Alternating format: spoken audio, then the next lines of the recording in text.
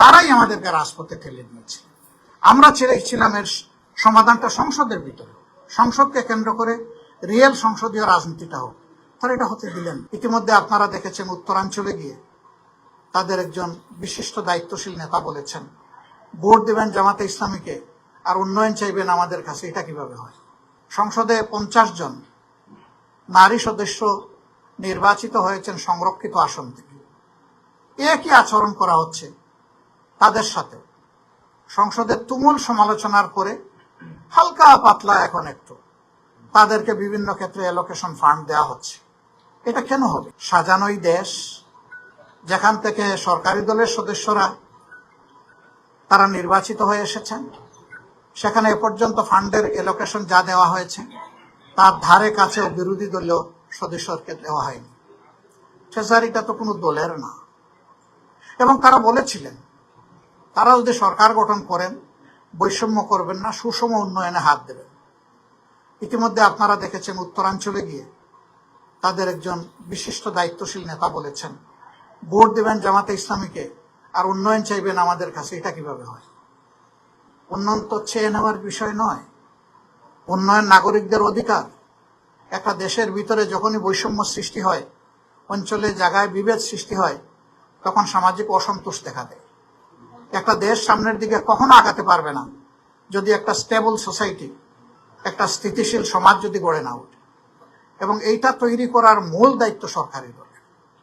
আরো দুঃখের সাথে বলতে বাধ্য হচ্ছি, সংসদে 50 জন নারী সদস্য নির্বাচিত হয়েছেন সংরক্ষিত আসন থেকে। একই আচরণ করা হচ্ছে তাদের সাথে। সংসদের তুমুল সমালোচনার পরে হালকা পাতলা এখন একটু তাদেরকে বিভিন্ন ক্ষেত্রে অ্যালোকেশন ফান্ড দেওয়া হচ্ছে। এটা কেন হবে? এটা তো সমান হওয়া উচিত। আপনারা তো এমনিতেই বেশি আছেন, তো বেশিরভাগ কাজ তো আপনাদের মাধ্যমেই সম্পন্ন হবে। এর উপরে আবার সম্পূর্ণ অসাংবিধানিক ভাবে তারা অনেক সংবিধান কথা বলেন।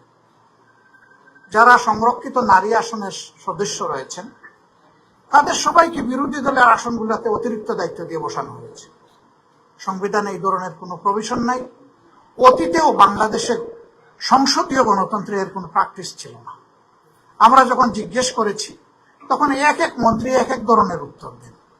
এখানেও বুঝামি, এখানেও কোনো স্পষ্টতা নেই, অস্পষ্ট। একটা দেশ এবং জাতি এইভাবে আগাতে পারে। সবচেয়ে বড় ইস্যু, এদেশের 70% মানুষ একটা কার্যকর পরিবর্তনের আশায় গণভোটে হা বলবো, ভোট দিল। এটা তারাও চাইলেন, আমরাও চাইলাম। কিন্তু ইলেকশনে যখনই তারা একটা বড় বিজয় যেভাবে হোক পেয়ে গেলেন, এখন তারা ওইটা ভুলে গেলেন। এখন গণভোটের রায় তারা আর বাস্তবায়ন করবেন না। এবং সংস্কার পরিষদ যেটা গঠন আর ডাকার কথা ছিল, এটা মূলত দায়িত্ব প্রধানমন্ত্রী। তিনি আহ্বান করবেন, লিখিত অনুরোধ জানাবেন প্রেসিডেন্টকে, সভা তিনি আহ্বান করবেন, তিনি অনুরোধ জানান, খবরটাও নিলেন না। তারা এখন বলেন যে এটা সংবিধানে নেই। তো সংবিধানে অনেক কিছুই নেই, কিন্তু ডক্ট্রিন অফ নেসেসিটি হিসাবে সবকিছুই পিপুলস উইল হিসাবে মেনে নেওয়া হয়েছে, যেটাকে সুপ্রিম ল মনে করা হয়। এবং সেটা দেশবাসী গ্রহণ করেছে, সানন্দ চিত্তে গ্রহণ করেছে। এখন এক অংশ আপনি মানবেন, আরেক অংশ মানবেন না, এইটুকু হতে পারে। যখন জনগণের রায়কে তারা উপেক্ষা করবে এবং আমাদের কথা যখন সংসদে গ্রহণ হলো না, আলোচনার পর যখন টকড আউট হয়ে গেল, তখন আমরা স্বাভাবিকভাবে জনগণের এই দাবির বিষয়টা আবার জনগণের কাছে নিয়ে ফিরলাম। এখন যে আন্দোলনটা আমরা করছি ধারাবাহিকভাবে অত্যন্ত নিয়মতান্ত্রিক পন্থায়, সেই আন্দোলনটা মূলত ওই কারণেই তারাই আমাদেরকে রাজপথে ঠেলে দিয়েছে। আমরা চেয়েছিলাম এর সমাধানটা সংসদের ভিতরে, সংসদকে কেন্দ্র করে রিয়েল সংসদীয় রাজনীতিটা হোক, তারা এটা হতে দিলেন না। আমরা 11 দল ঐক্যবদ্ধ হয়ে জনগণের এই মৌলিক দাবি সহ অন্যান্য দাবিগুলো আদায়ে আমরা এখন কাজ করে যাচ্ছি। প্রথমবারের মতো প্রবাসীর সিটিতে শুরু হলো কমার্শিয়াল শপ বরাদ্দ।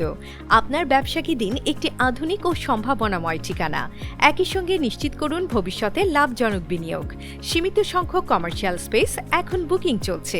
স্ক্রিনে প্রদর্শিত নাম্বারে আজই যোগাযোগ করুন এবং আপনার পছন্দের শপটি বুকিং নিশ্চিত করুন। স্পেস সীমিত, তাই দেরি নয়, আজই বুকিং করুন। প্রবাসীর সিটি, আপনার ব্যবসা ও বিনিয়োগের স্মার্ট সমাধান।